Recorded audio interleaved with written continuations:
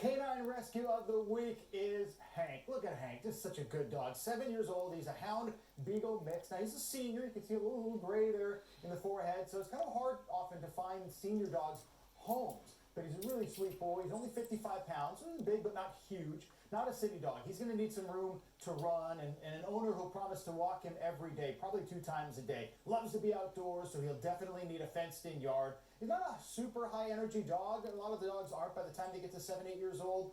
And he's good with other dogs, but he prefers dogs who are relaxed and easygoing if you already have a dog in your house. Loves to learn new tricks where he can use his hound skills, so it could be something to look for. It probably shouldn't be with cats. That's just not great for a lot of hounds.